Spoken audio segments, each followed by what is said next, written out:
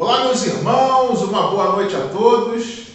Eu quero começar agradecendo a Deus por mais este privilégio que Ele me dá de poder me dirigir a você em nome de Jesus, neste exercício da graça que promove o crescimento espiritual e a nossa edificação à fé, que é o culto coletivo, onde nos unimos no mesmo espaço ou no mesmo canal para celebrar a Jesus, adorar a Deus em espírito e em verdade, fortalecer nossos laços de comunhão e refletir nos ricos ensinos da Palavra de Deus.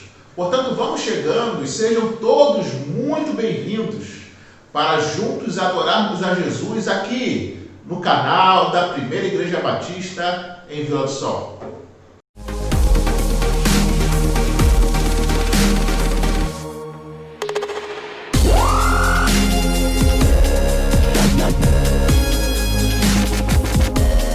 Vamos iniciar este culto falando com Deus, apresentando ao Senhor a nossa súplica, os nossos agradecimentos, colocando diante de Deus nossas vidas, famílias, igrejas, a nação e o mundo. Continuamos perseverando em oração e suplicando ao Senhor que Ele sare a nossa terra e que dele venha tempos de refrigério que nos permitam retomar o nosso ritmo habitual. Nós vamos acompanhar nessa oração a nossa irmã Denise. Oremos ao Senhor, irmãos.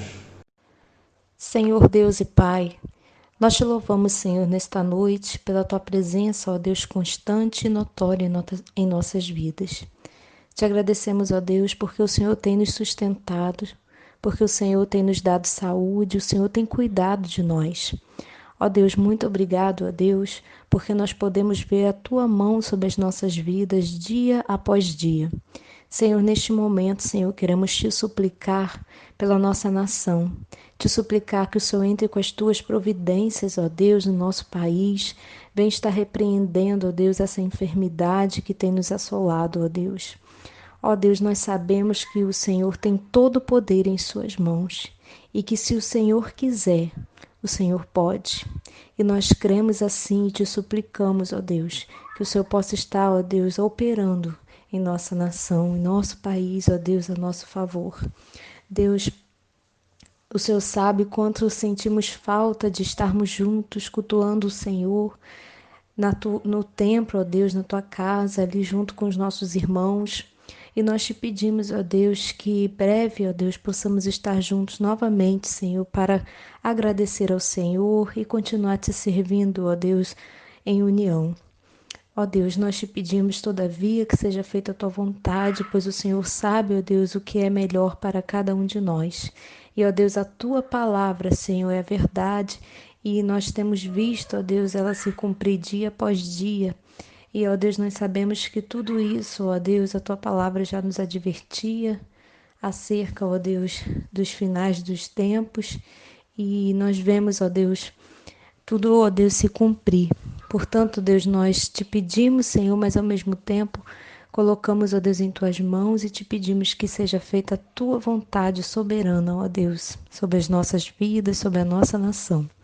Mas, ó Deus, queremos Te pedir também, Senhor, nesta noite, pelas pessoas que se encontram enfermos, são tantas pessoas, ó Deus, enfermos nesse momento, ó Deus, de pandemia. Nós Te pedimos, Senhor, por cada uma dessas pessoas, que o Senhor possa estar, ó Deus, operando, ó Deus, na vida de cada um deles.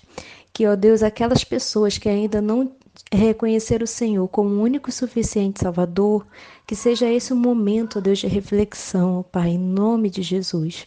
Também Te suplicamos, ó Deus, pelas pessoas, as famílias, Senhor, que se encontram enlutadas. Pai, conforta, Senhor, cada coração. Só o Senhor pode, ó Deus, nesse momento de dor, de saudade, de sofrimento. Nós Te pedimos que o Senhor possa estar, ó Deus, consolando, ó Deus, cada uma dessas pessoas, Senhor, em nome de Jesus. Pai, No modo geral, ó Deus, nós te pedimos pela tua igreja, a primeira igreja batista ali em Vila do Sol. Te pedimos por cada membro, ó Deus, da tua igreja, que o Senhor fortaleça cada um dos teus servos, ó Deus, onde quer que cada um deles se encontre.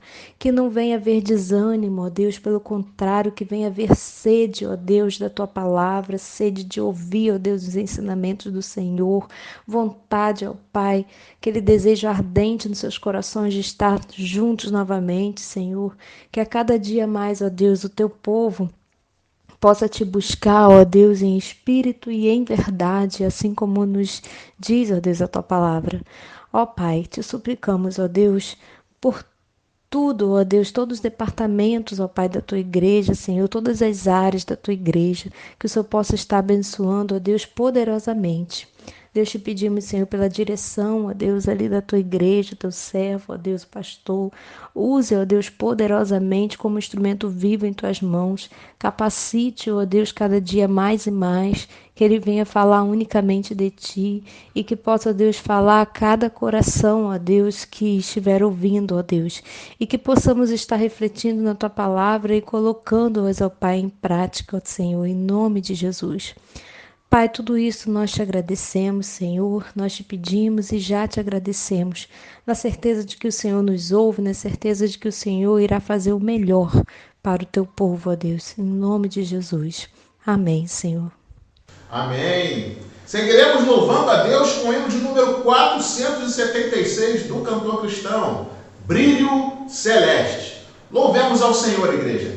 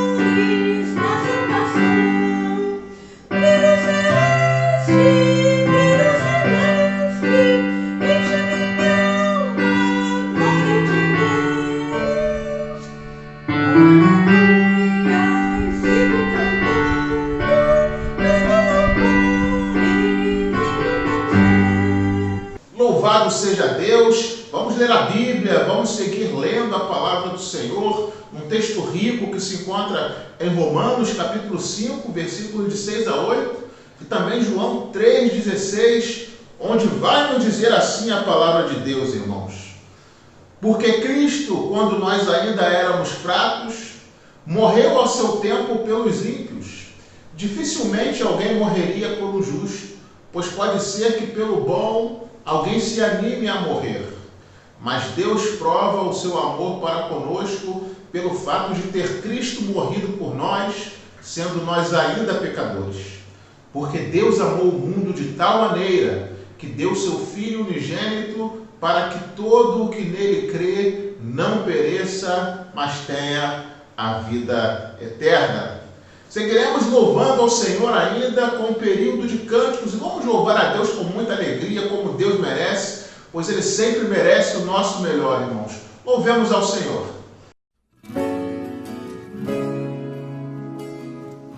Vamos adorar o nosso Deus, declarar que Ele é Deus, que Ele é o Senhor.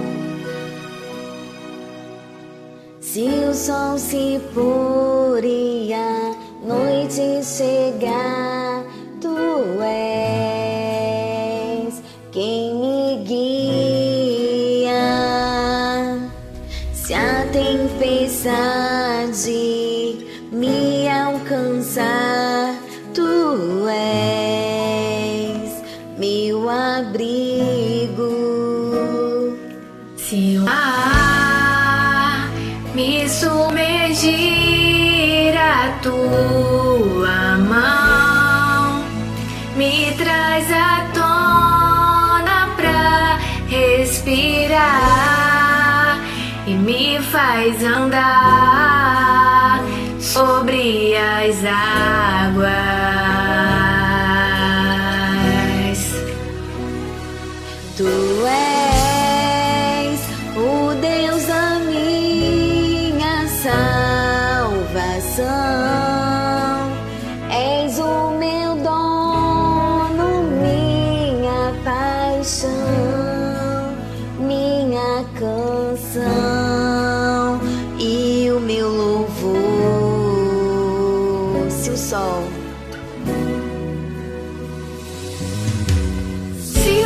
se pôr e a noite chegar, Tu és quem me dá. Se a tempestade me alcançar,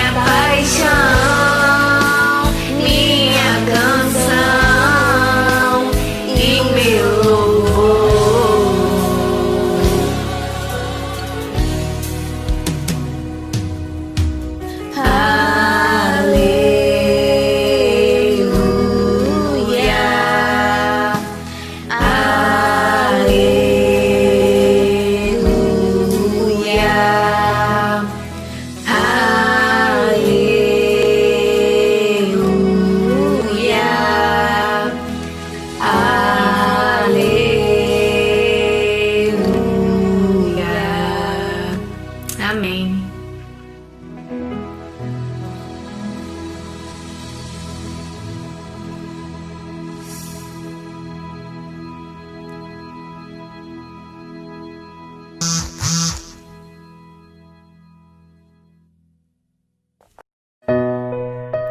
Toda honra, toda glória e todo louvor seja dado somente ao Senhor.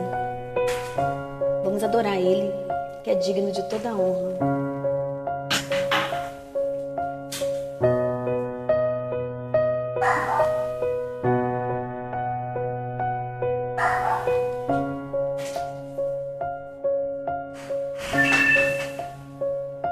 Os rios se falam, os povos se curvam, as bocas se abrem, as mãos se levantam pra dizer que tu és o Rei, pra dizer que tu és o Senhor.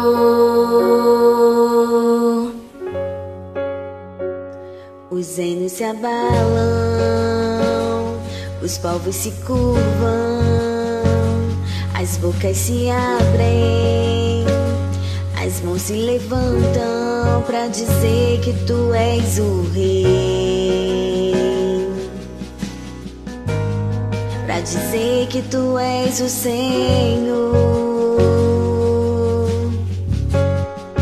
Teu reino é sempre eterno, firmado em misericórdia, justiça e igualdade, bondade e fidelidade. A tua igreja te adora,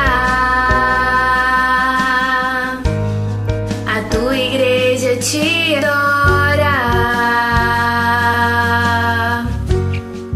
Teu reino é sempre eterno, firmado em misericórdia, justiça e igualdade, bondade e fidelidade.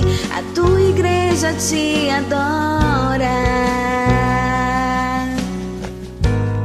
a tua igreja te adora.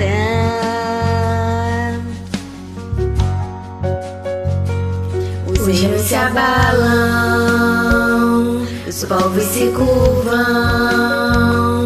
as bocas se abrem, as mãos se levantam pra dizer que tu és o Rei, pra dizer que tu és o Senhor. Os rios se abalam, os povos se curvam, as bocas se abrem, as mãos se levantam pra dizer que tu és o Rei, pra dizer que tu és o Senhor, pra dizer que tu és o Rei, pra dizer que tu és o Senhor, pra dizer que tu és o Rei, pra dizer que tu és o Senhor. Teu reino é sempre eterno, firmado em misericórdia, justiça e igualdade, bondade e fidelidade. A tua igreja te adora, a tua igreja te adora. Teu reino é sempre eterno, Firmado em misericórdia, justiça e igualdade, bondade e fidelidade. A tua igreja te adora, a tua igreja te adora.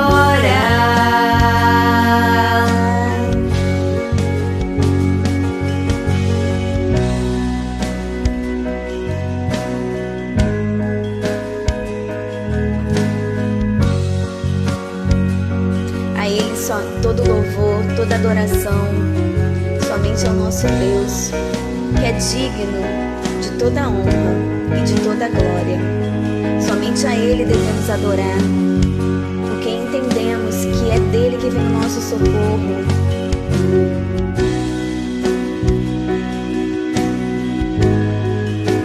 Senhor, receba a nossa adoração, o nosso louvor.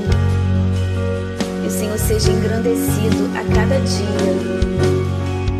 Que tudo que venhamos a fazer seja somente para alegrar o Senhor. Tira de nós tudo aquilo que não provém de Ti.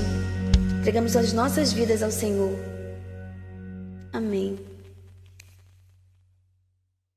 Louvado seja Deus. Nós vamos orar mais uma vez, nos preparando agora, irmãos, para o estudo da Palavra de Deus. Vamos pedir que o Senhor nos dê sabedoria, corações e ouvidos sensíveis para ouvir, entender, acatar e colocar em prática a sua santa instrução que vem da poderosa Palavra de Deus. Convido você a fechar os seus olhos. Grandioso Deus e amado Pai, nós louvamos a Ti, ó Pai, agradecemos ao Senhor por tudo aquilo que o Senhor já nos comunicou até o presente momento, na letra dos hinos, na leitura da Tua Palavra, na letra dos cânticos, e, ó Pai, te suplicamos que o Senhor continue nos falando poderosamente. Suplicamos ao Senhor que o Teu Santo Espírito tome a frente desta mensagem que teremos a seguir, para que de fato, ó Pai, ela seja proveitosa e edificante na medida em que a Tua Igreja necessita. Nos instrua, ó Deus, segundo a Sua santa e bendita vontade. É por isso que oramos nesse momento. E te agradecemos em nome de Jesus. Amém. Queridos, para a nossa reflexão dessa noite, nós estaremos lendo um texto rico que se encontra lá na Epístola de 1 João, capítulo 2, versículos de 3 a 11. Estaremos refletindo nesse texto a partir do tema As Marcas de um Verdadeiro Cristão. 1 João, capítulo 2, versículos de 3 a 11. Vai nos dizer assim a palavra de Deus, irmãos. Ora, sabemos que o temos conhecido por isto, se guardamos os seus mandamentos.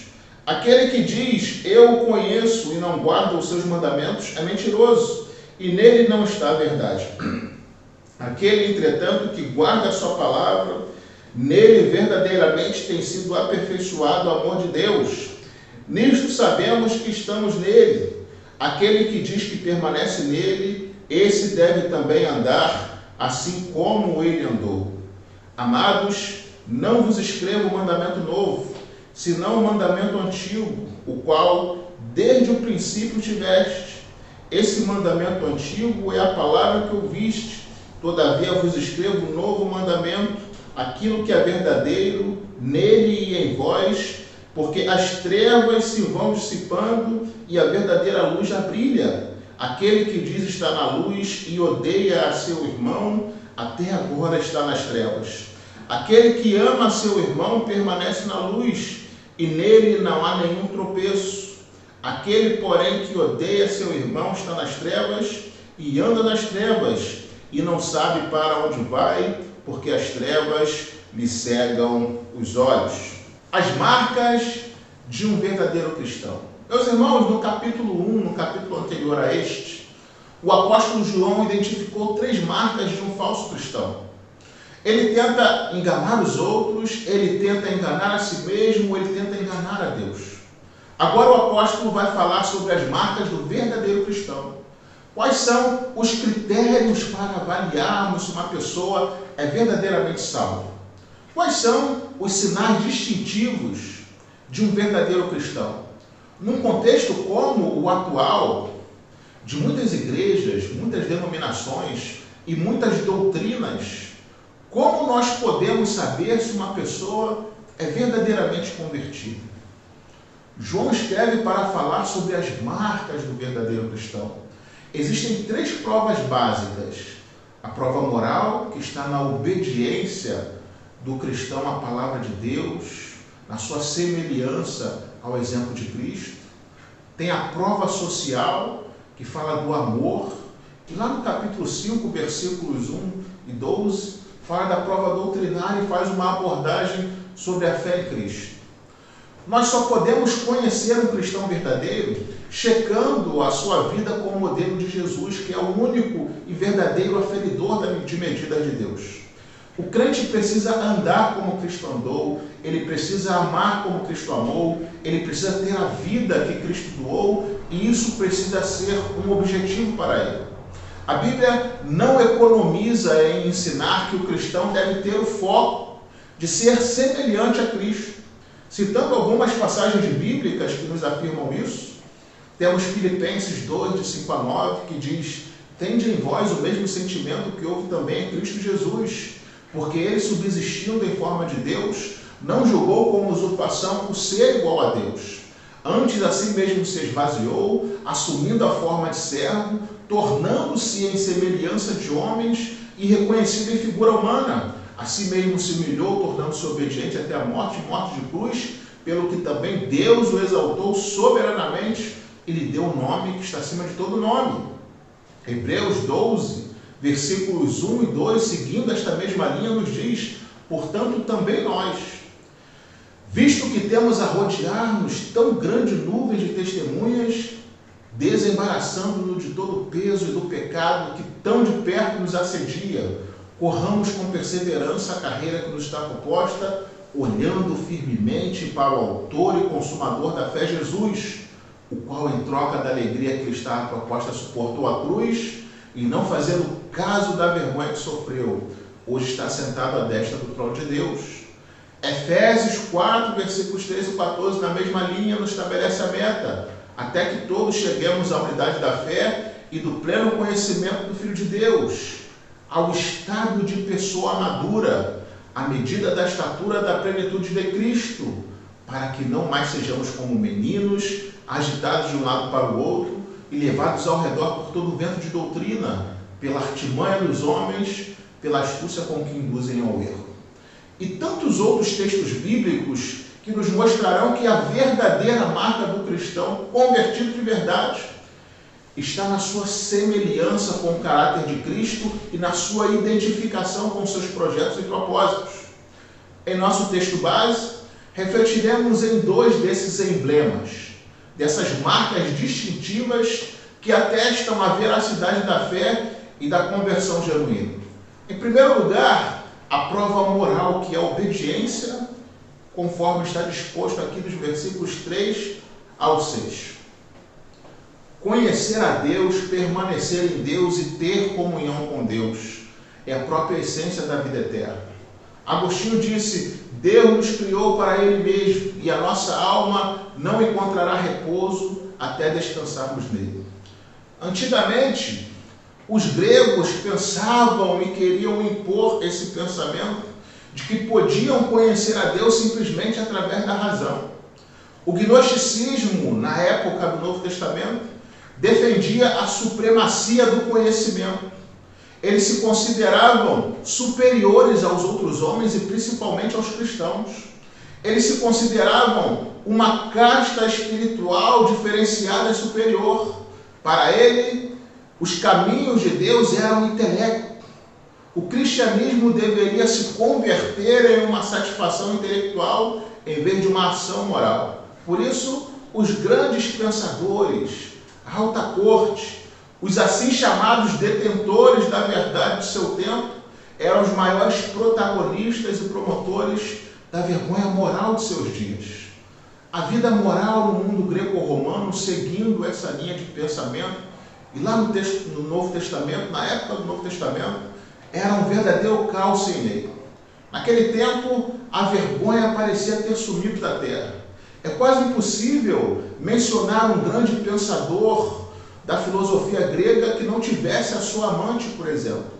Aristóteles tinha a sua Herpília, Platão a sua Arquenessa, Péricles a sua Aspácia, Sófocles tinha a sua Arquipe.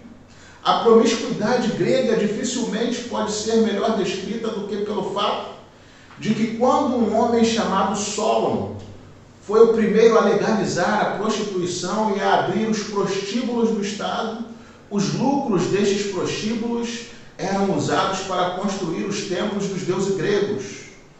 Quando a frouxidão moral grega invadiu Roma, tornou-se ainda mais grosseira. Os laços matrimoniais foram menosprezados. O divórcio tornou-se desastradamente fácil. A moral e ética entraram em colapso. Era fraca e permissiva. Os mercadores e empresários, a classe alta da sociedade romana, havia se tornado terrivelmente promíscua. Pior ainda era a imoralidade que habitava nas altas cortes, na liderança política. Calígula, que veio a ser perseguidor da igreja, vivia em incesto habitual com a sua irmã Drusila. A concupiscência de Nero não poupou sequer a sua própria mãe Agripina, a quem depois assassinou. A homossexualidade em Roma era algo escandaloso. Um historiador chamado Gibon afirma que dos 15 imperadores, Cláudio, o traído pela mulher, foi o único imperador que não foi homossexual. E em nossos dias, o cenário não está tão diferente. Pessoas aprovando e promovendo coisas que Deus abomina dentro e fora da igreja, e muitos destes se declarando a elite do cristianismo atual. Posteriormente, os gregos no tempo de Jesus já falavam no conhecimento de Deus através da emoção. Surgiram então as religiões de mistério, dando uma superênfase à questão mística, onde se criava uma atmosfera emocional, música sensual, incenso perfumado e uma cativante liturgia. A proposta não era conhecer a Deus, mas sentir Deus. Isso criou uma religião psicodélica, narcotizante. As pessoas entravam em transe, eram arrebatadas emocionalmente. É forte essa ênfase hoje. As pessoas andam atrás de experiências fortes e não do verdadeiro conhecimento de Deus para obedecê-lo. Mas, queridos, o conhecimento de Deus, de acordo com o enfoque judaico-cristão, provinha e ainda provém de sua revelação bíblica. Conhecemos a Deus porque Ele se revelou em Cristo e em sua palavra. O conhecimento de Deus não é um produto da razão humana, nem de uma exótica experiência emocional, mas da revelação do próprio Deus ao homem em sua palavra e na pessoa de Cristo Jesus. Por isso, Jesus disse a Pedro que não foi carne e sangue, mas o Pai que havia lhe revelado o conhecimento que tinha a seu respeito. A prova do verdadeiro conhecimento de Deus é a obediência. Primeiro, guardando os seus mandamentos. Nenhuma experiência religiosa, entenda isso, nenhuma experiência religiosa é válida se não tem consequências morais em nossas vidas. Tito 1, versículo 16, declara que há pessoas que afirmam que conhecem a Deus, mas o negam por meio do que fazem. É por isso que são abomináveis, desobedientes e reprovados para qualquer boa obra.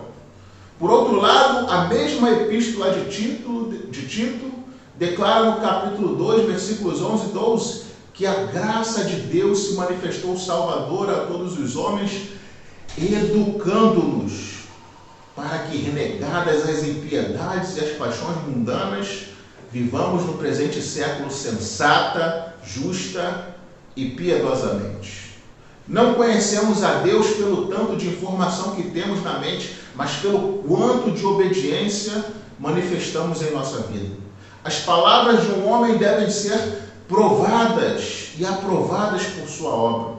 Se a sua vida contradiz as suas palavras, seu conhecimento de Deus é falso. Segunda prova do verdadeiro conhecimento de Deus, guardar a sua palavra. O que nos diz o Salmo? Guarde no coração as suas palavras para não pecar contra ti.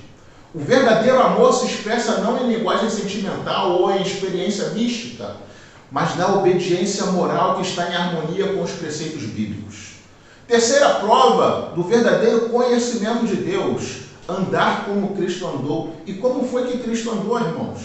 Cristo andou com humildade, ele esvaziou-se de si mesmo. Cristo andou em total submissão ao Pai, ele entregou-se a si mesmo. Cristo andou fazendo bem e curando todos os oprimidos do diabo. Cristo andou em amor e perdão, perdoou até mesmo seus algozes.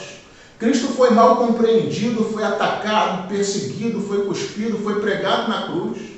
As pessoas pagaram o bem com o mal. Mesmo assim, Cristo nunca deixou de amar, de pregar, de fazer o bem e de salvar vidas. Em segundo lugar, irmãos, temos a prova social, amar o que Deus nos manda amar, assim como está disposto aqui dos versículos 7 ao 11. Nestes versículos, nós temos um mandamento antigo e ao mesmo tempo novo. O amor é a prova social de um verdadeiro cristão.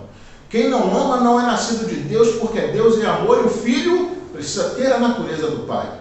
O mandamento de amar ao próximo ou ao irmão é antigo, pois existe desde que Deus reprovou e condenou Caim pelo assassinato de Abel. Esse mandamento de amar ao próximo como a si mesmo foi reafirmado na lei, nos livros históricos, poéticos e proféticos do Antigo Testamento, assim como é reafirmado no Novo Testamento, sobretudo na vida e no sacrifício de Jesus. Mas esse mandamento, ao mesmo tempo, é novo, porque Cristo o revestiu de um significado mais rico e mais amplo. A vida cristã é 1 milhão de novos começos, instigados pelo desafio sempre novo de amar aos outros como Cristo nos amou. O mandamento é novo em qualidade. Amar como Cristo amou é mais profundo e mais amplo do que simplesmente amar ao próximo como a nós mesmos. Porque Cristo nos amou mais do que a si mesmo, pois Ele nos amou a ponto de se entregar por nós. Esse mandamento é novo na extensão. Jesus redefiniu o significado de próximo.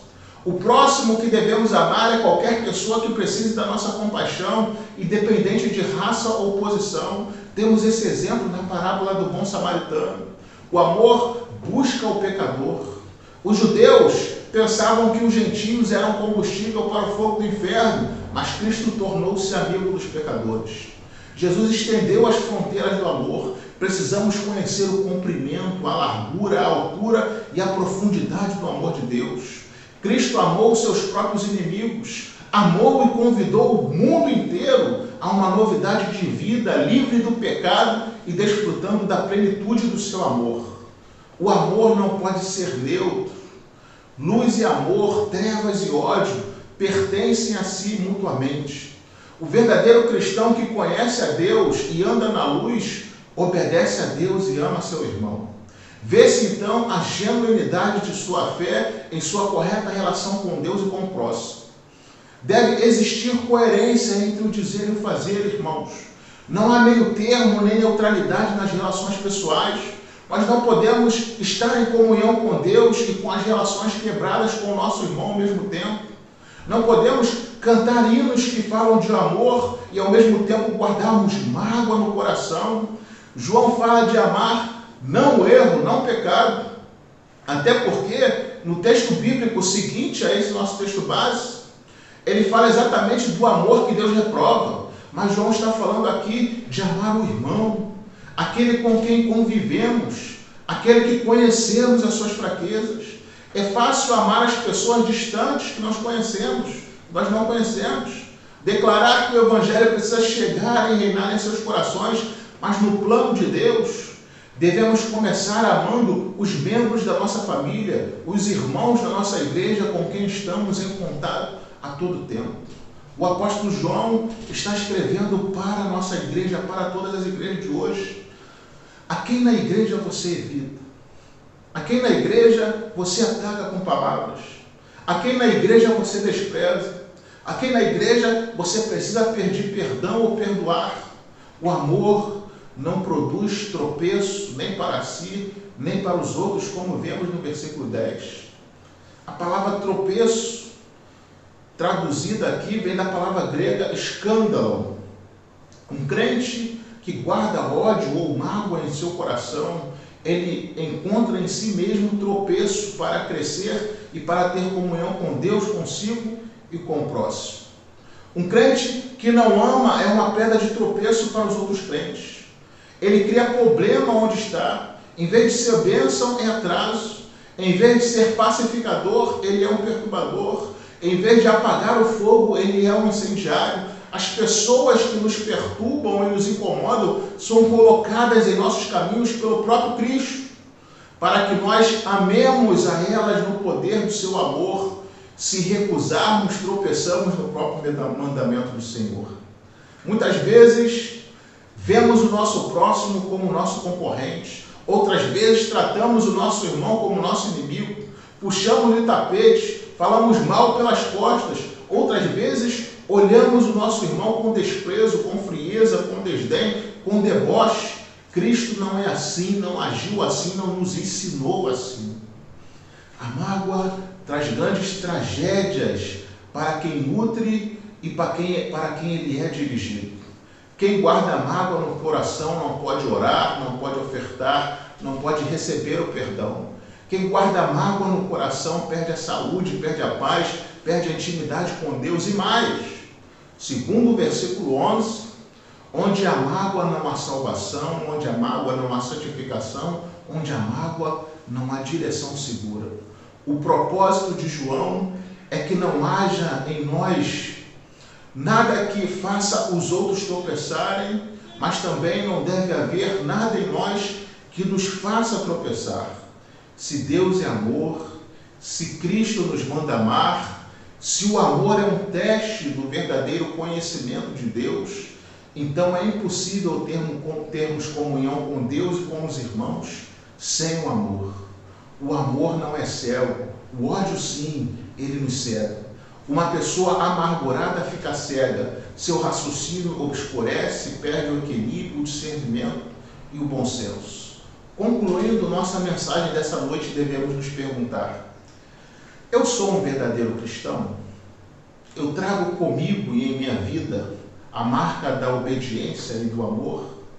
Eu conheço a Deus, guardo os seus mandamentos, imito a Cristo? Se as pessoas seguirem os meus passos, elas encontrarão a Jesus? Você tem amado os seus irmãos com o mesmo amor com que Cristo amou você? Aquele que odeia o seu irmão sofre trágicas consequências. Ele ainda vive nas trevas, ainda pensa estar vivendo na luz, ele acaba se tornando um tropeço para a sua vida e para a vida de outros, ele retarda o seu próprio progresso espiritual, ele não encontra o caminho pela cegueira que o ódio produz em sua vida. Ah, queridos, que Deus venha desenvolver em nós a obediência e o amor, as marcas de um verdadeiro cristão comprometido com Cristo, com sua palavra e com o seu próximo. E que Deus assim possa nos abençoar. Deus abençoe você, Deus abençoe sua família, Deus abençoe sua semana. Amém.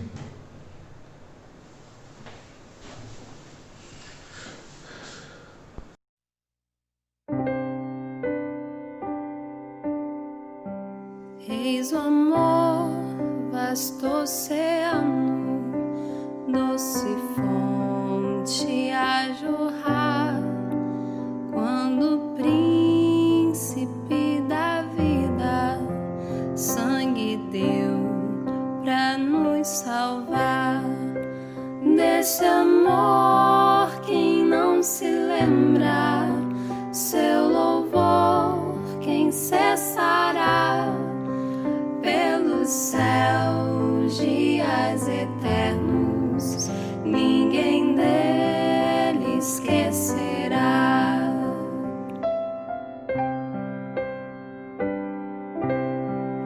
Sobre o monte do Calvário, larga fonte se abriu, mar de graça e piedade, dos portões de Deus fluiu. Graça e amor, qual vasto rio, flui do alto sem cessar. Paz de Deus, pura justiça, os perdidos veio amar. Graça e amor, qual vasto rio, flui do alto sem cessar.